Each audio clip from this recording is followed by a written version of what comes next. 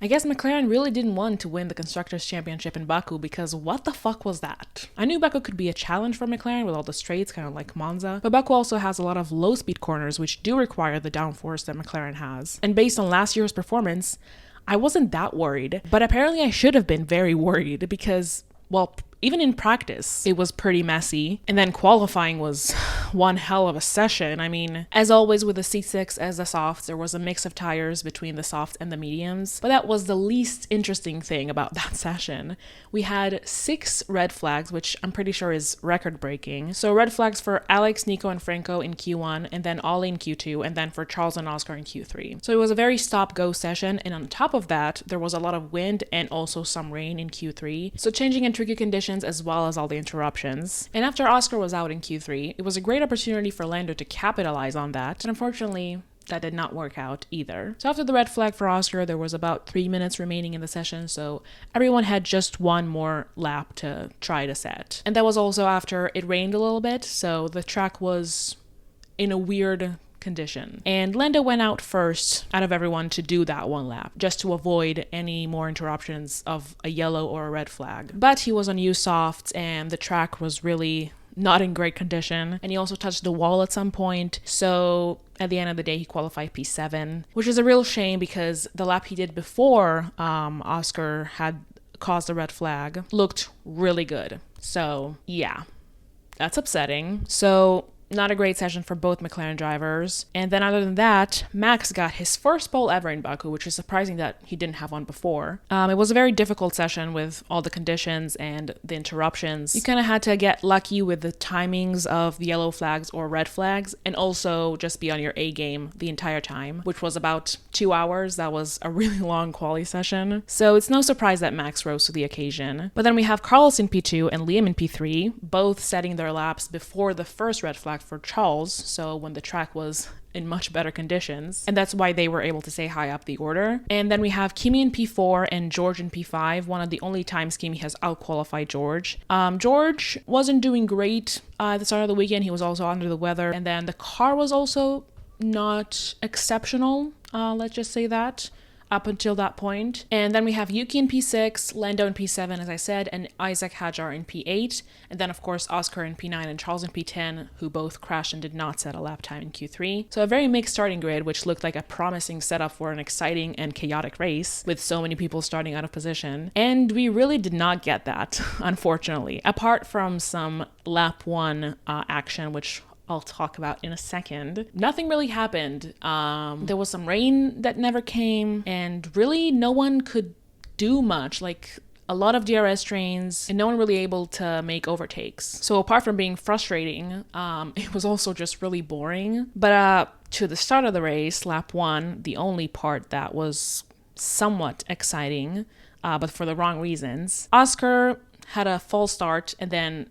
was in anti-stall. So by the time he got going, he was basically last. And then he crashed in turn 5. So he was out of the race, and that was a safety car. So horrible weekend for Oscar. He was struggling in practice as well, and then obviously the crash in quali and the crash in lap 1 and the jump start. So a lot of mistakes from him, which is really rare. The car really did not seem to agree with him this weekend. Although Baku was always a cursed track for Oscar up until last year where he won it. So I guess it's just back to being cursed. But that again obviously gave Lando another opportunity to capitalize on that and gain a bunch of track positions and really close in on Oscar in the championship, which I really thought he could do, both based on last year where he went from P17 to P4, if I remember correctly, and just, you know, the general pace of the McLarens we've seen this year. I really thought he could do it, but I honestly don't think he could have done any better with everything that happened. So after the safety car, Lando really messes up that safety car restart. Unfortunately, I really don't know what happened there, but he just did not react well at all to the restart and got down by Charles. And then they were both stuck in a DRS train behind Yuki. At some point, Charles pits and Lando extends a lot. And he is still stuck behind Yuki and really can't get any pace on him, but he still does a good enough job to have a pit stop gap to Charles, also kind of being helped with Charles being just stuck behind Liam Lawson at that point. So when he pits, he's supposed to come out ahead of Charles. But as always, he has a very bad pit stop. I mean, it wasn't atrocious, you know, it wasn't like a 10-second pit stop, but it was a almost 5 seconds, okay? And he comes out behind Charles. Of course. It always fucking happens.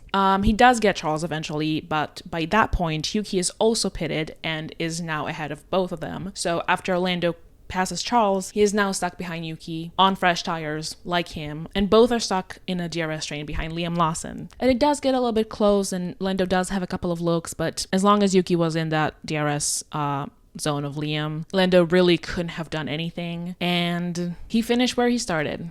Unfortunately, P7. So really just a nightmarish weekend for McLaren. And for me, to be honest, I mean, apart from Carlos being on the podium, I hated every second of this race. Again, not just because it was really frustrating and annoying to watch, it was also just really boring. So yeah, pretty disappointing. As for everyone else, Max went on to win the race. George actually got P2. He had really good pace and had a successful overcut on Carlos, who came in P3.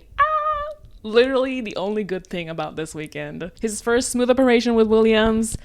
Whoever the DJ at the track was deserves a raise. He put on a smooth operator, which is genius and iconic. And yeah, Carlos really deserved that. And I'm really, really happy for him. Then we have Kimi in P4. At one point, he was looking like he was going to be on the podium, but that didn't really work. Then we have Liam in P5, which is kind of disappointing for him just because he did start in P3 and I had some podium hope for him. But that's still pretty good. He drove brilliantly defending from Yuki and holding that DRS train behind him when he did not have any DRS, so he still drove really well. I just think that's the limit of the Racing Bulls car. Then we have Yuki, who caused a lot of problems for us this weekend, but great job. I mean, I can't really complain. I mean, he just did his job. Then Lando, as I said, in P7, Lewis in P8, Charles in P9, and Isack in P10. And yeah, that's pretty much it.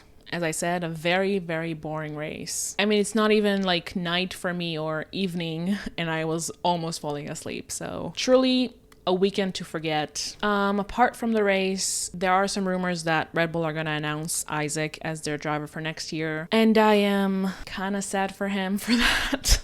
Which is crazy because, like, it's a promotion. But everyone who gets that promotion, that does not end well for them, typically. But honestly, maybe it's not that bad because next year are new regulations, so they start from scratch and maybe they won't make the car this hard to drive and just hardwire to Max's driving style. So maybe he can do well, and I really trust him, like him as a driver. I really believe in him. It's just that Red Bull are kind of sketchy with that second seat. But yeah, that pretty much implies that Yuki's not gonna be in the sport basically from next year, which is pretty disappointing. I think they're gonna bring up Arvid Lindblad, who's currently in F2, to that Racing Bull seat. You know what? Maybe with Yuki. I mean, it's either Liam or Yuki in that V-carb seat, along with Arvid Lindblad. In my opinion, that's what they're gonna do. So we'll just have to see with that. I mean, obviously none of this is confirmed. And also, by the way, the results that I just read, I'm doing this right after the race, so things might change by the time you're seeing this. So just take that into consideration. If anything does change, I will write it in the description. But yeah, I mean, there's really not much more to say. I mean, the Ferraris also had a very disappointing weekend. They looked really, really strong at the beginning, and then just qualifying did not go well at all for them. And then in the race, couldn't do anything, basically, which is also a real shame. Next race is Singapore, which hopefully will be better in every way than this race, which honestly is a pretty low bar. I'm expecting to see McLaren do a lot better there. At least I can only hope for that, and maybe even seal the constructors there. I don't know what's like mathematically required from them to do that, but I'm pretty sure it is possible. I mean, McLaren are gonna win this constructors championship this year, but it's just a question of when do they actually win it. And yeah, I guess that's it. Baku, I had really high hopes for you and you let me down. But I guess that's racing sometimes. So until next time, enjoy these memes. Bye!